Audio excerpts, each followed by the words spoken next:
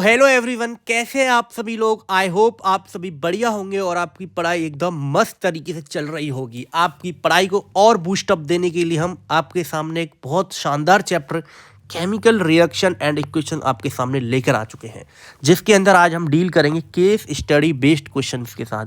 जैसा कि पता है हमारे चैनल पर एकदम न्यू सीरीज स्टार्ट हुई है केस स्टडी बेस्ड क्वेश्चंस की, ठीक है, जिसके अंदर हमने फिजिक्स के 2 चैप्टर ख़त्म भी करवा दिए हैं, जिनका नाम है क्या, इलेक्ट्रिसिटी एंड लाइट। ये बहुत ही ज़्यादा इंपॉर्टेंट चैप्टर है, तो सबसे पहले यही लिए गए हैं। और आज तीसरा चैप्टर हम पढ़ रहे हैं केमिकल रिएक्शन एंड इक्वेशंस, ठीक है। और आपको जैसा पता होगा कि हमारे चैनल पर 25 मोस्ट इंपोर्टेंट एमसीक्यूज की सीरीज भी चल रही है, जिसके अंदर हमने साइंस के लगभग सारे चैप्टर ख़त्म कर दिए हैं और एसएसटी के भी हमने 2-2 चैप्टर सारे सब्जेक्ट के करवा दिए हैं और आगे करवा रहे हैं, ठीक है। और मैथमेटिक्स जैसा कि आपको पता है योगेश सर लेते हैं, तो वो भी यहाँ पर क्लासेस आपकी रेगुलर ले रहे हैं, ठीक है। तो आपको करना क्या है, आपको बेटा यूट्यूब पे जाना है और सर्च करना है एक क्लासेस। आई होप आपने सभी ने इस चैनल को सब्सक्राइब कर रखा होगा, और अगर आपने नहीं कराया तो आप बहुत बड़ी गलती कर रहे हैं, क्योंकि बोर्ड एग्जाम 2026 में साइंस में 100 आउट ऑफ 100 मार्क्स चाहिए। तो बेटा इस चैनल को सब्सक्राइब कर लीजिए ज़रूर, ठीक है। और आपको एक ही क्लासेस के चैनल पर जाकर प्लेलिस्ट में जाना है और वहाँ पे बेटा आपको ये दोनों सीरीज़ मिल जाएंगी, ठीक है। तो आपके 20 आउट ऑफ 20 तो एमसीक्यूज़ में आएंगे और 12 out of 12 case study based questions में आ जाएंगे, अगर आप इस सीरीज़ को रेगुलर फॉलो कर रहे हैं तो, ठीक है। तो चलिए आज का लेक्चर स्टार्ट करते हैं। तो देखिए आज का लेक्चर में पहला क्वेश्चन है आपके सामने, Shruti perform an experiment in the laboratory where she burn a magnesium ribbon, ठीक है। श्रुति एक एक्सपेरिमेंट करती है लैब के अंदर, जहाँ पर वो मैग्नीशियम रिबन को बर्न कर रही है, किसके प्रेजेंस में, ऑक्सीजन के प्रेजेंस में। She notice that the ribbon burn with a bright white flame and a white powder was formed as a product. तो वो नोटिस करती है कि जो आपका रिबन है वो ब्राइट वाइट फ्लेम के साथ जल रहा है और white powder formed as a product. तो वाइट पाउडर एक प्रोडक्ट की फॉर्म में मिल रहा है। तो देखो Mg की रिएक्शन बेटा हम O2 के साथ कर रहे हैं, तो हमें क्या मिल रहा है, MgO मिल रहा है। ये हमारा क्या है, ये हमारा मैग्नीशियम ऑक्साइड, ठीक है, मैग्नीशियम ऑक्साइड है। ये किसकी फॉर्म में मिल रहा है, हमें पाउडर की फॉर्म में मिल रहा है। रिएक्शन को बैलेंस करिए, ठीक है। तो ये है पूरी रिएक्शन हमारी। तो चलिए इससे बेस्ड क्वेश्चन देखते हैं। पहला क्वेश्चन है आपके सामने, right the balance chemical equation involve in the experiment. तो हमको क्या लिखनी है, यहाँ पे रिएक्शन लिखनी है जो कि इसके अंदर एक्सपेरिमेंट के अंदर यूज हुई है। तो Mg plus O2 gives MgO। बेटा देखो बोर्ड एग्जाम में सारी रिएक्शंस ना आपको बैलेंस करके लिखनी है, ठीक है। क्वेश्चन नंबर 2 क्या कहता है, explain why magnesium need to be clean with sand paper before burning. तो मैग्नीशियम को हम क्लीन क्यों करते हैं जलाने से पहले, क्योंकि to remove the oxide layer on its surface, ठीक है। हम क्या करते हैं, उसकी सरफेस पे ना ऑक्साइड की लेयर बन जाती है, उसको हटाने के लिए हम क्या करते हैं, सैंड पेपर से इसको साफ करते हैं, ठीक है। चलिए क्वेश्चन नंबर 3 क्या कहता है, identify and explain the type of reaction occurring in this experiment. तो देखो बेटा आप देख सकते हैं यहाँ पे 2 रिएक्टेंट मिलकर एक सिंगल प्रोडक्ट बना रहे हैं। तो ऐसी टाइप की रिएक्शन को हम क्या बोलते हैं, इस टाइप की रिएक्शन को हम बोलते हैं क्या, कॉम्बिनेशन रिएक्शन। कौन सी रिएक्शन है, कॉम्बिनेशन रिएक्शन, ठीक है। आइडेंटिफाई एंड एक्सप्लेन भी करना तो एक्सप्लेन कर देंगे, when 2 reactant formed single product, ठीक है। तो यहाँ पर लिख देंगे रिएक्टेंट कौन कौन से, Mg प्लस O2 और प्रोडक्ट है आपका MgO, ठीक है। क्वेश्चन नंबर 4 क्या कहता है देखिए, how does this reaction follow the law of conservation of mass. तो देखो बेटा law of conservation of mass क्या कहता है कि मास ऑफ रिएक्टेंट आपका इक्वल होता है बेटा मास ऑफ प्रोडक्ट के, ठीक है। तो जैसा पता है कि हमारे पास रिएक्शन क्या है, पहली बात याद रखना रिएक्शन हमेशा बैलेंस लेनी है। तो Mg 2Mg plus O2 gives, हमको दे रहा है 2Mg। तो चलो इसको ना मैं प्रूव करके दिखाता हूँ कैसे, ठीक है। तो देखो 2 × 27 होता है, प्लस आपको पता है मास मैग्नीशियम का 27 होता है, ऑक्सीजन का 16 × 2 32 ठीक है, यहाँ पे 2 mg 27 + 16, ठीक है। तो इन्हें ऐड करेंगे तो बेटा ये कितना आ जाएगा, रुको, ठीक है, 20, ये आएगा यहाँ से आपका 54, ये आएगा 32, तो ये आ जाएगा 32, ये आएगा 27 + 16 कितना हो गया, 7 और 6 13 होता है, 3 और 2 और 1 4, 43 ये आ गया, ठीक है। तो 2 × 43 यहाँ से आएगा, तो ये कितना होगा, 6 86 यहाँ से आ गया, 86 आ गया। और यहाँ से जोड़ेंगे देखो 54 और ये 32, 686। तो देख सकते हैं रिएक्टेंट साइड में भी 86 है और प्रोडक्ट साइड में भी आपका 86 आ चुका है, ठीक है। तो बोर्ड एग्जाम में आपको इतना सॉल्व नहीं करना, सिर्फ आपको बता देना law of conservation of mass होता है क्या, बेसिकली मास ऑफ रिएक्टेंट आपका मास ऑफ प्रोडक्ट इक्वल होता है और रिएक्शन लिख देंगे, ठीक है। क्योंकि 1 नंबर का सवाल है तो इसमें ज़्यादा नहीं करना, मैंने आपको ऊपर प्रूव करके दिखा दिया किस तरीके से काम करता है। चलिए क्वेश्चन नंबर 2 देख सकते हैं आप। A chemistry teacher demonstrate an experiment where she heated ferrous sulphate होगा, ferrous sulphate crystal in a test tube, the green crystal change colour and a brownish solid was formed along with the release of 2 gases that had a pungent smell।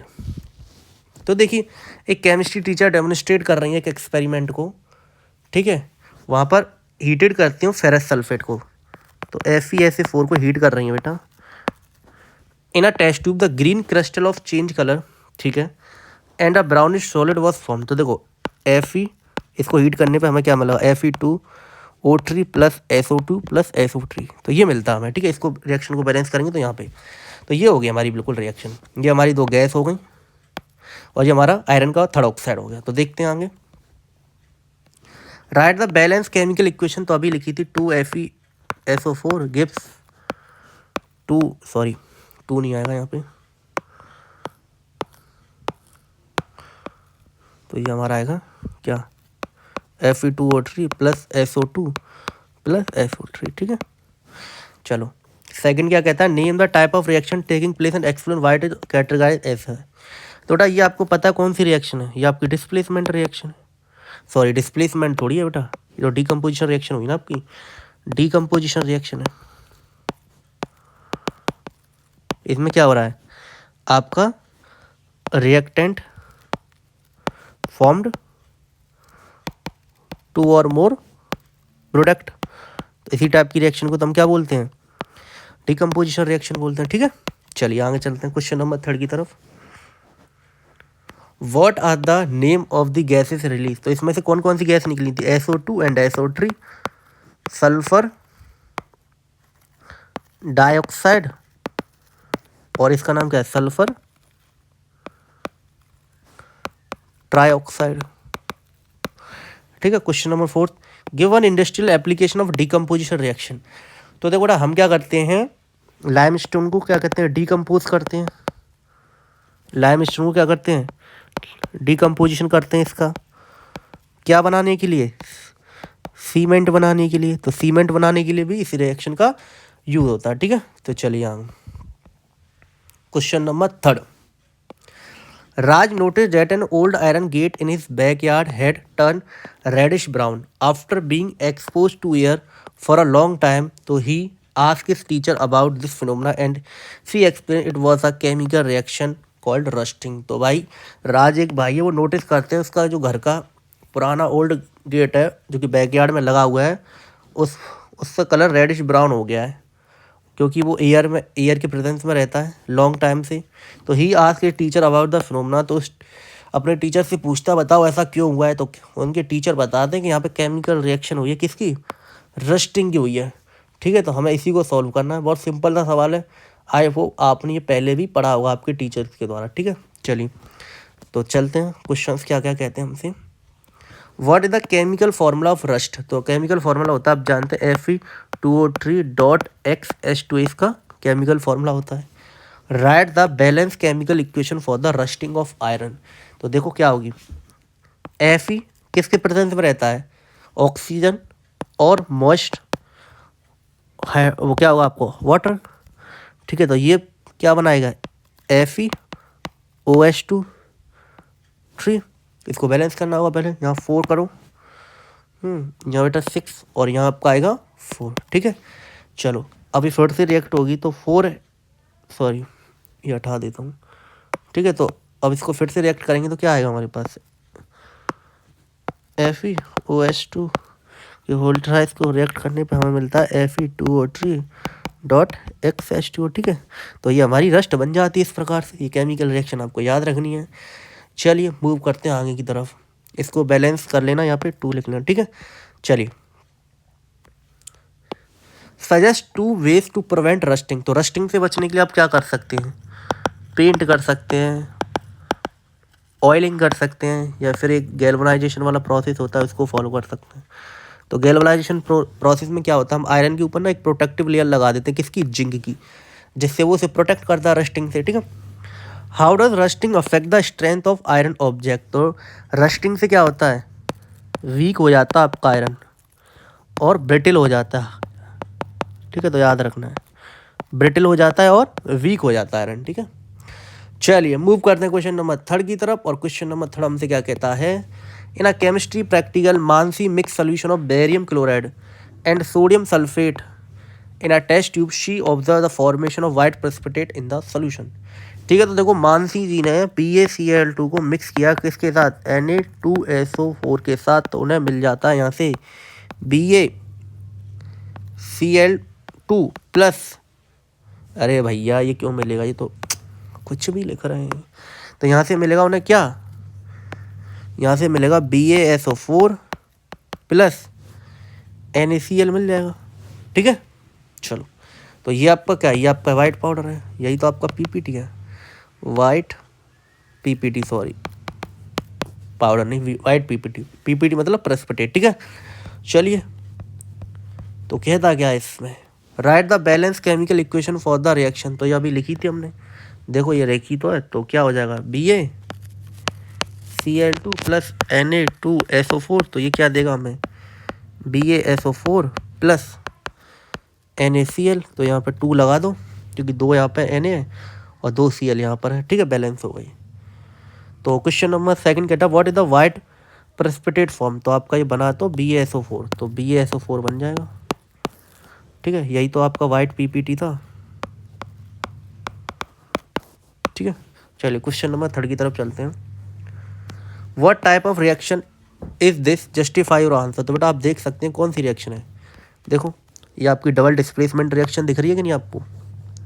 ठीक है, तो ये कौन सी reaction आपकी, ये आपकी double displacement reaction, double displacement reaction. ठीक है, डबल डिस्प्लेसमेंट रिएक्शन। और जस्टिफाई योर आंसर क्यों, क्योंकि यहाँ पर बेटा क्या हो रहा है, exchange of ions of reactant. तो रिएक्टेंट के आयंस का एक्सचेंज हो रहा है and insoluble precipitate is formed. तो इसी टाइप की रिएक्शन को क्या बोलते हैं, इसी टाइप की रिएक्शन को बोलते हैं डबल डिस्प्लेसमेंट रिएक्शन। इसके अंदर क्या होता है, एक्सचेंज ऑफ आयंस होता है रिएक्टेंट के एंड इनसॉल्युबल प्रेसिपिटेट फॉर्म्ड होता है। ठीक है, चलो define a precipitate reaction and give another example. तो प्रेसिपिटेशन रिएक्शन का मतलब क्या होता है कि जहाँ पर इनसॉल्युबल सॉलिड प्रेसिपिटेट फॉर्म्ड होता है उसी को तो हम बोलते हैं, ठीक है, उसी को हम बोलते हैं precipitation reaction. And give another example. तो इसका अनदर एग्जांपल क्या हो सकता है, AgNO3 प्लस NaCl। तो रिएक्शन करेंगे तो क्या मिलेगा, AgCl प्लस NaNO3। तो ये भी एक इसका एग्जांपल है। ठीक है, चलिए आगे मूव करते हैं। तो क्वेश्चन नंबर 4 शायद है आपके सामने। तो देखिए क्वेश्चन नंबर 4 आपसे क्या कहता है, Aryan took a few zinc granules in a test tube and added dilute sulfuric acid to it. He noticed that the formation of bubbles and he felt the test tube become warm. He then passed the gas through a soap solution and found that bubbles were formed which burst with a pop sound. ठीक है भाई, तो आर्यन जी यहाँ पर कर क्या रहे हैं, आर्यन जी जिंक ग्रेन्यूल्स को टेस्ट ट्यूब में लेते हैं, उनके अंदर मिला रहे हैं क्या, सल्फ्यूरिक एसिड। तो देखिए Zn लेते हैं, उसके अंदर H2SO4 मिला रहे हैं, तो उन्हें क्या मिल जाएगा यहाँ से, ZnSO4 प्लस हाइड्रोजन गैस निकलेगी। तो he noted that the formation of bubbles, तो बबल्स का फॉर्मेशन होता है and feel that test tube become warm, जो टेस्ट ट्यूब में गर्म होने लगा है। तो he then pass the gas through a soap solution found that bubble were formed which burst with a pop sound. तो अब आपको क्या होता है कि सोप सोल्यूशन लेते हैं जहाँ से बबल्स निकलेंगे, और वो बबल्स तो आप देखते हैं कि वहाँ से वो ब्लास्ट करते हैं किसके साथ, पॉप साउंड के साथ। तो आपको बताना है, तो देखिए, right the balance chemical equation for the reaction taking place. तो अभी बताया था Zn H2SO4 के साथ रिएक्शन हो रही है, तो ZnSO4 प्लस बेटा H2 निकल रहा है, ठीक है, simple C. What type reaction is this, justify your answer. तो ये कौन सी है, ये आपकी डिस्प्लेसमेंट रिएक्शन है, ठीक है। क्यों, क्योंकि जेड डिस्प्लेसमेंट रिएक्शन है ना, ठीक है। चलो, और इसके अंदर क्या हो रहा है, highly reactive element less reactive element को क्या कर देता है, डिस्प्लेस कर देता है, ठीक है। तो आगे चलते हैं क्वेश्चन नंबर 3 की तरह। What is the identity of the gas found and how can it be tested. तो आइडेंटिटी क्या है गैस की, तो H2 निकला है, ठीक है। जैसे ही जब H2 निकल रहा है रिएक्शन के अंदर, तो हम क्या करेंगे, वहाँ पे जाके बेटा क्या करेंगे, कैंडल लेके जाएंगे, क्या कैंडल लेके जाएंगे। जैसे ही कैंडल यहाँ से ऑक्सीजन गैस निकल रही है, तो कैंडल यहाँ गई, तो ये कैंडल जैसे ही इसके कांटेक्ट में आएगी, तो यहाँ से बेटा पॉप साउंड निकलता है, क्या पॉप साउंड निकलता है, जिससे हमें पता चल जाता है कौन सी गैस है, वो H2 है, ठीक है। Why does the test tube become warm. तो टेस्ट ट्यूब वार्म क्यों हो जाता है, explain with reference to energy change in the reaction. तो बेटा ये रिएक्शन जो हो रही है ना, वो हमारी एक्सोथर्मिक रिएक्शन है, क्या एक्सोथर्मिक रिएक्शन है। और अगर एक्सोथर्मिक रिएक्शन है तो यहाँ पे क्या होगी, हीट रिलीज होती है, जिसकी वजह से टेस्ट ट्यूब क्या हो जाता है, आपका गर्म हो जाता है, ठीक है। तो चलिए मूव करते हैं आगे। तो बेटा यही था आपका आज का लास्ट क्वेश्चन। तो आई होप आपको ये सारे क्वेश्चंस अच्छी तरीके से समझ में आ गए होंगे। अगर समझ में आ रहा है तो बेटा इस चैनल को कर लीजिए आप सब्सक्राइब, क्योंकि ऐसा ही बेहतरीन से बेहतरीन कंटेंट आपके सामने लेकर आ रहे हैं।